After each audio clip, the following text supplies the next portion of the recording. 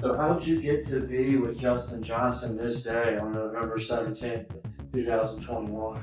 Uh, we knew that, they had heat on Dolph and them head or whatever, so Who had a hit on whose head? Big Jook had a hit on Dolph head or whatnot, so How do you know that Big Jook had a hit on Dolph's head? but Quick had told me about it. Quick, and you know what I'm saying, being just How much money was it supposed to be? 100,000. $100,000. That was the alleged price placed on Young Dolph's life, a bounty reportedly issued by Anthony Big Jook Mims. And then, in a grim twist of fate, someone placed a bounty on him. But what Yo Gotti did next, when he came face to face with his brother's convicted killer inside a prison visiting room, was something no one could have anticipated. The empire, the beef, the blood. Allow me to walk you through one of the most explosive, most jaw-dropping chapters in hip-hop history. A moment that defied all expectations. We are talking about Yo Gotti, the Memphis rap mogul sitting atop an empire valued at over $100 million, walking into a cold, sterile prison visiting room with vengeance searing through his veins. The man who built Collective Music Group from the ground up entered that room prepared to draw blood. But to truly understand what transpired, to fully comprehend the magnitude of that moment, we must rewind the tape and examine every critical piece of this story. Mario Centeljaden Mims came from less than nothing. The Ridgecrest housing projects in Memphis, Tennessee, were the kind of place where dreams went to die. As a young man, Mario was grinding through the late 1990s with underground mixtapes like From the Dope Game to the Rap Game, hustling tapes out of car trunks long before the world knew his name. His 2012 album Live from the Kitchen placed him on the mainstream radar, and 2016's Down in the DM had the entire culture on lock. Suddenly, Yo Gotti was no longer merely a regional rapper, he was a national figure. But here is what separates Yo Gotti from artists who caught a single hit and faded into obscurity. This man was constructing a full-fledged empire. Collective Music Group, which originally launched as Cocaine Music Group, was officially established in 2012, and over the following decade, it transformed into an absolute powerhouse. CMG signed Moneybagg Yo, Black Youngsta, Glorilla, and ESTG. Partnerships with Interscope Records provided CMG with corporate muscle. Yo Gotti diversified further with real estate investments and a stake in the DC United soccer franchise. The man was playing chess while others played checkers. Now, every empire requires a general. For CMG, that general was Anthony Big Jook Mims, Yo Gotti's older brother, born around 1976, and the invisible backbone of everything CMG touched. Big Jook served as CMG's de facto number 2 executive, handling talent scouting, promotions, street-level dealings, and all the work that could not be traced back to Yo Gotti's clean corporate image. You would see Big Jook in music videos, flexing on social media, wearing designer clothing from head to toe, arriving in luxury vehicles. He was known as the big homie of Memphis's North Side, the kind of figure people respected and feared in equal measure. But here is where the story grows murky. For years, whispers circulated that Big Jook was the enforcer, the one who handled the violent, dangerous side of the operation while Yo Gotti kept his hands clean for cameras and record executives. These were not idle rumors. They were embedded in the culture, repeated in barbershops and anonymous online forums. The implication was unmistakable. Yo Gotti was the face, but Big Jook was the fist. The brothers shared a bond forged in the fire of poverty and crime. Growing up in Memphis meant watching violence claim friends and family. It meant learning early that loyalty was the only currency that truly mattered. In 2020, Yo Gotti spoke publicly about their relationship, saying, "My brother's been my rock.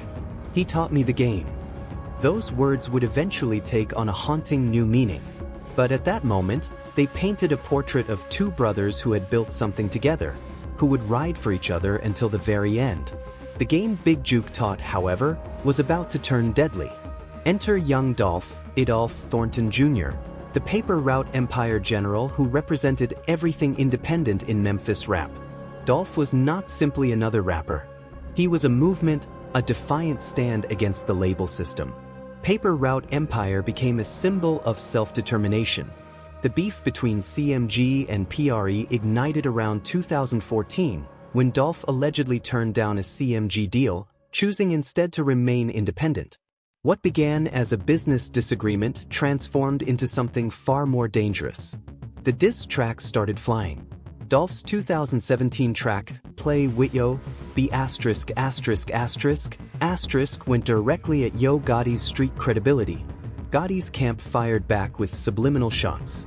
Some whispered it was manufactured beef designed to generate streams, but then bullets started flying. In 2017, Young Dolph's SUV absorbed over 100 rounds in Charlotte, North Carolina. Dolph survived. Later that year, another attempt occurred in Los Angeles. He survived again. The streets pointed fingers at Big Jook as the orchestrator, but nothing was ever proven. Yo Gotti remained silent. When confronted, he told the world in a viral clip, "I don't go back and forth on the internet. You're never going to win," while fans accused him of pulling strings from the shadows. The tension between CMG and PRE became one of hip-hop's most closely watched rivalries. Nobody predicted what came next. Then came November 17, 2021. Young Dolph walked into Makeda's Cookies in Memphis, and he never walked out. The streets exploded, and when the murder trials commenced, the names that emerged left everyone shaken. So the next one from Justin Johnson to TZ is Dolph rented the whole studio out for the rest of the year. Call Jook, let's make some. Right? That's what it says? That's what it says. And that's July 9th, right? Correct. Okay. Because on the slideshow we talked about reaching out to Jook on July 31st, but here they're saying, call Jook, we're about to go shoot somebody. That revelation exposed the critical connection. Justin, straight drop, Johnson was not some random gunman. He had been in direct communication with Big Jook.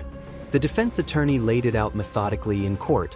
Text messages from Johnson to Big Jook, phone call records linking them together, all of it constructing a case that this hit had been orchestrated from the very top.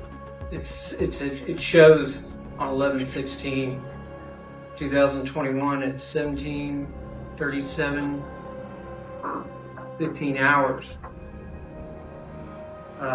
Looks like a 331 second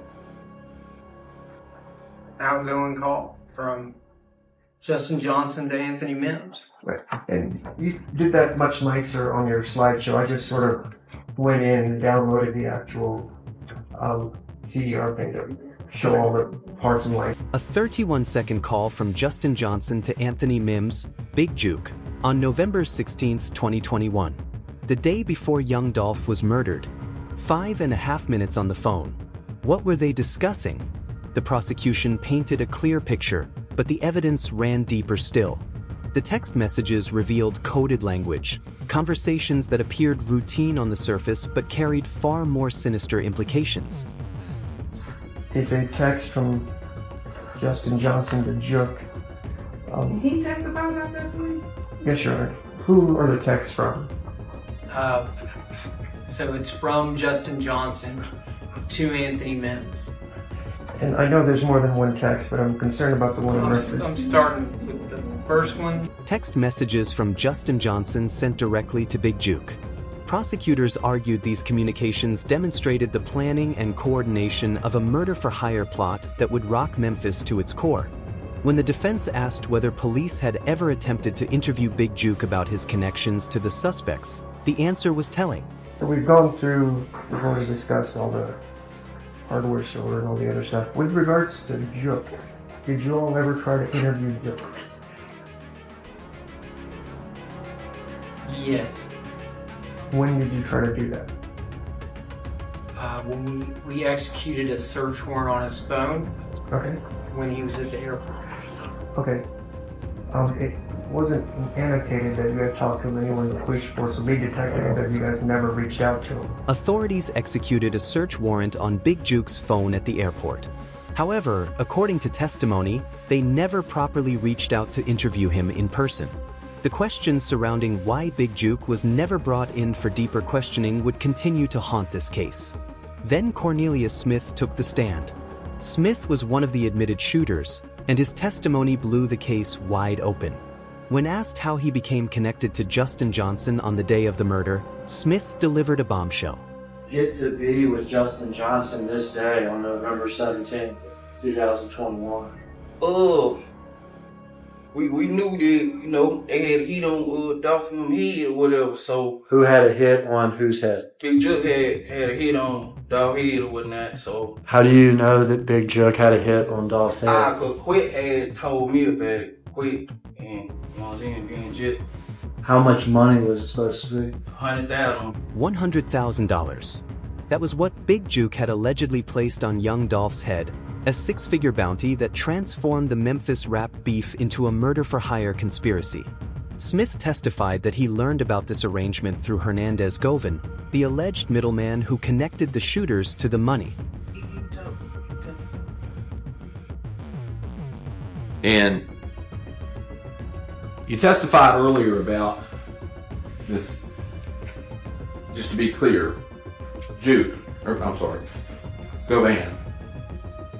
Govan, before the hit on Dolph, before you did it, had already negotiated with you to get $10,000.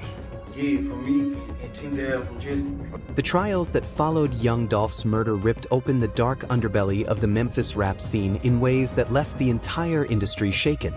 What emerged was a portrait of how street beef transforms into organized assassination, and how the line between musical success and criminal enterprise can blur beyond recognition. Cornelius Smith's testimony became the nuclear device at the prosecution's center. Testifying in September 2024, Smith admitted he fired the shots that killed Young Dolph, describing the act in chilling detail. He was paid $40,000 for the hit, a pathetically small sum considering he was ending a man's life. Smith's motivation was a toxic combination of drug addiction and grief over his own child's death. He was broken, desperate, and vulnerable, exactly the kind of person who could be recruited to pull a trigger for money. His testimony detailed meetings, phone records, and financial transactions connecting the streets to CMG's highest levels. The prosecution built their case methodically, demonstrating how money flowed from the top down to the triggermen. Now, I want to be clear about, I'm going to get to that in a minute, but I want to make sure, $10,000 to you, you talked about it before, and then he came back to you after the fact and asked you about the 10, because he wanted his money, right? The financial trail led directly to the conspiracy. $10,000 from Smith, $10,000 from Johnson, all funneling through Govan as part of the larger $100,000 bounty allegedly orchestrated by Big Jook. The prosecution argued this was a murder-for-hire plot with Big Jook positioned at the apex of the chain.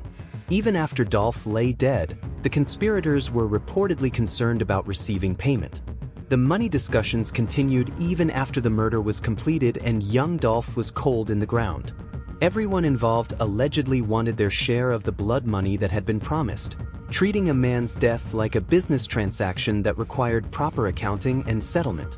Smith's credibility sustained serious damage during cross-examination as defense attorneys systematically attacked every aspect of his character and reliability as a witness. They hammered on his documented substance abuse issues, painting a portrait of a man so consumed by addiction that his memory and judgment could not be trusted.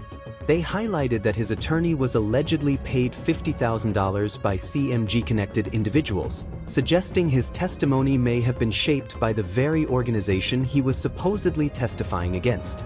The implications were damning.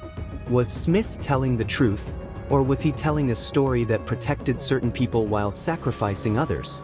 But despite these attacks on his credibility, the phone records, text messages, and corroborating testimony from other witnesses created a web of evidence that proved incredibly difficult for the defense to dismantle.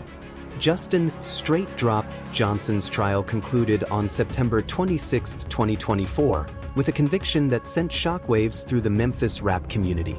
First-degree murder, conspiracy, felon in possession of a firearm. The charges accumulated, and the judge handed down a sentence that would keep Johnson behind bars for the remainder of his natural life. Life in prison, plus an additional 35 years, ensuring he would never see freedom again. Johnson's legal team immediately filed an appeal, claiming evidentiary issues and procedural problems that they argued had tainted the trial. But the conviction stood firm. As Justin Johnson was led from the courtroom in shackles, his future reduced to concrete walls and barbed wire, the streets of Memphis buzzed with a single burning question: would there be retaliation for Young Dolph's death? And if so, who would be the target? Hernandez Govin's trial took a dramatically different turn that surprised nearly everyone following the case. On August 21, 2025, Govin was acquitted of all charges related to Young Dolph's murder. Smith's testimony, which had been so devastating to Justin Johnson, actually worked in Govin's favor. By implicating Big Jook more directly as the mastermind behind the bounty, Smith's words allowed the defense to successfully argue that Govin was being scapegoated while the real orchestrator was already dead and beyond the reach of justice. The acquittal left a bitter taste in the mouths of those seeking accountability. But it also underscored a crucial and inescapable fact: Big Jook would never face a jury for his alleged crimes. Big Jook never received the opportunity to see his name cleared or condemned in a courtroom. The man who was allegedly at the center of Young Dolph's murder plot met his own violent end before the scales of justice could weigh his fate. On January 13, 2024, at precisely 4:15 in the afternoon, Big Jook was gunned down in broad daylight outside Perignon Restaurant and Event Center in Memphis's Hickory Hill neighborhood. The location was significant. He had just attended a repast, one of those gatherings where family and friends come together to celebrate the life of someone who has passed. Surveillance footage from the scene captured the brutal efficiency of the attack. Two assailants emerged from a white Mercedes-Benz, both armed with AK-47-style rifles capable of devastating firepower. They opened fire on Big Jook with a barrage of gunfire that left no chance for survival. 22 bullets struck his body before the shooters disappeared into the Memphis afternoon. Big Jook was rushed to St. Francis Hospital, but it was far too late. The man who had allegedly orchestrated violence against others had become a victim of the same merciless game. The timing of Big Jook's murder was too precise to be coincidental. This was calculated revenge, served cold and exact. The Memphis Police Department classified it as a targeted attack, confirming what the streets already knew. This was not random violence or a robbery gone wrong. This was an execution, plain and simple. Police released photographs of the suspect vehicle, the white Mercedes-Benz, but no names have ever been publicly identified in connection with the shooting. Where were you at when you heard the news that Jook had passed away? And how did it affect you? I think I was riding down the street. I got a call, and I just was like, damn, you know. I hated it for Big Daddy, you know. I hate that for anybody that I know, you know. Even Hernandez Govin, the man accused of serving as the middleman in Dolph's murder, expressed shock at Big Jook's violent end. He described the circumstances with a tone of disbelief. At a funeral and he was taking a smoke break, or? Yeah, he was at a repast, you know, when they going to celebrate, you know, life or whatever. Went outside to take a smoke break. And there it was. Big Jook stepped outside for a smoke break at a repast, and that was the end. The same streets he had allegedly controlled claimed his life in broad daylight. As of February 1, 2026, no arrests have been made in Big Jook's murder. The investigation remains open, but the Memphis Police Department has withheld details, citing concerns about leaks. The lack of progress has frustrated the Memphis community and fueled rampant speculation about who pulled the trigger. The streets immediately pointed fingers at PRE affiliates. Whispers named Key Glock, Young Dolph's cousin, and other Paper Route Empire members, though nothing has been verified. The cycle of violence that began with Dolph's death seemed far from over. Then came January 2026. B.O. Lil Kenny, real name Kenneth Watson, a Dolph associate and PRE-affiliated rapper, was arrested following a high-speed chase involving drugs and firearms. Social media and online platforms erupted with speculation that this arrest was connected to Big Jook's murder. Some claimed Kenny had alluded in lyrics to getting even, though no official confirmation has linked him to the shooting. Do go van. All right, and who is Govan? Hernandez go van quick. You know about quick. Okay, who is Clay? Associate. All right, you say associate. Is he younger or older than you? Older. What neighborhood does he hang out in? Orange Mountain. Does he live over there? Yes, sir, he did. Do you know what street his house is on? Bragg. Are you familiar with that street? Yes, sir. Here is where our story takes its most dramatic, most unbelievable, most shocking turn. The moment that transformed this from a tragic tale of rap beef gone wrong into something that will be discussed in hip-hop history for generations to come. In the aftermath of Justin Johnson's conviction, as he sat isolated in a prison cell awaiting transfer to begin serving his life sentence, something occurred that nobody could have predicted. Something that defied every unwritten rule about how these things are supposed to unfold. Yo Gotti had observed the entire saga from a distance, but every development struck him like a body blow. He had watched his brother's name dragged through the mud in courtroom testimony after courtroom testimony. He had heard prosecutors argue that Big Jook was the mastermind behind Young Dolph's murder, that his brother had put up $100,000 to end another man's life over nothing more than ego and business rivalry. The brother who had been his rock, who had taught him the game, was being portrayed as a cold-blooded killer before the entire world. And then, before Big Jook could ever defend himself, before he could ever tell his side of the story, he was murdered. 22 bullets outside a funeral repast. Gunned down in the streets of the city they had both grown up in. The aftermath was crushing. No arrests, no suspects named. Just silence from MPD and endless speculation flooding the internet. As of February 1st, 2026, more than 2 years after Big Jook's murder, police had not made a single arrest. The investigation remained officially open, but the department withheld details citing concerns about leaks, leaving the impression that they either could not solve the case or chose not to. The lack of progress enraged and frustrated everyone in Memphis's rap community who was waiting for justice, or at the very least, answers. Rumors of a hit list extending beyond Dolph, allegedly targeting PRE roster members, surfaced in 2025 court documents, adding fuel to an already raging fire. The revelation that Big Jook may have had plans to target other paper route Empire affiliates sent shockwaves through the industry and reportedly left Yo Gotti devastated by the implications. His brother was not merely being accused of one murder. The allegations painted him as someone who had planned a campaign of violence against an entire organization. Whether Yo Gotti believed those allegations or dismissed them as fabrications designed to destroy his brother's legacy, the toll on him was immense. And devastation, as it so often does, eventually transformed into something much darker. According to sources close to the situation who spoke on condition of anonymity, Yo Gotti managed to secure a visit with Justin Johnson shortly after the sentencing that condemned Johnson to spend the rest of his life behind bars. How he managed to get on the approved visitor list remains unclear and is the subject of intense speculation. Some believe CMG's extensive connections and Yo Gotti's Roc Nation ties may have played a role in facilitating access. Others suggest significant amounts of money exchanged hands with correctional officials willing to look the other way.